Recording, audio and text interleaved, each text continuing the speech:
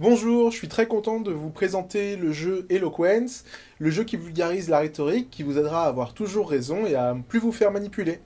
C'est un jeu pour les 13 ans et plus, pour des parties allant de 15 à 20 minutes et pour 2 à 4 joueurs. Dans ce jeu, deux équipes s'affrontent autour d'un sujet de conversation complètement loufoque.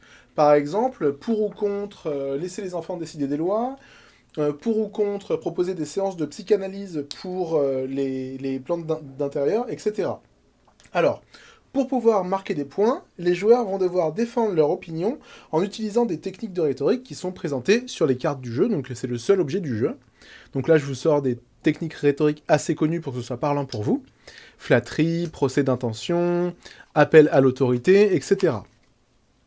À chaque tour, les équipes pourront utiliser jusqu'à 2 cartes en les tirant de leurs mains. Donc ils choisiront les procédés rhétoriques qui leur parlent. Ensuite, une fois que c'est fait, ils pourront choisir de défausser les cartes de leur main qui ne les intéressent pas, et ils rechargeront leurs mains à hauteur de 5 cartes. C'est ensuite à l'adversaire de jouer. Le but du jeu est d'avoir plus de points que l'adversaire à la fin de la partie.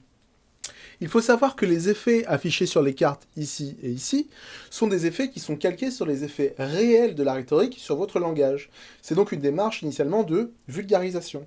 Aussi, les stratégies gagnantes de ce jeu seront de bons conseils dans votre vie quotidienne, que vous cherchiez à débattre, à raisonner, à charmer ou à gérer n'importe quelle situation argumentative.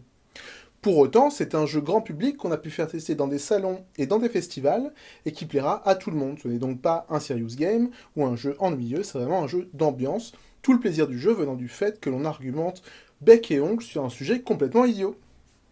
Il faut savoir qu'il existera 2 modes de jeu en fonction de la manière dont on distribue les decks de cartes. Il y a le mode classique pour le premier jeu, dans lequel on ne sait pas exactement les cartes que l'on a dans notre deck, et le mode persona, ou par profil, dans lequel on va essayer de jouer une mentalité.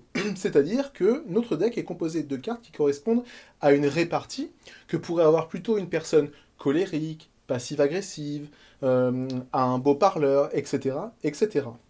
Voilà, donc le crowdfunding est prévu au printemps pour un prix avoisinant les entre 15 et 20 euros. Je vous remercie de m'avoir écouté, on reviendra plus tard pour des explications plus spécifiques et plus précises sur les effets de chaque carte et le déroulement des parties. Merci.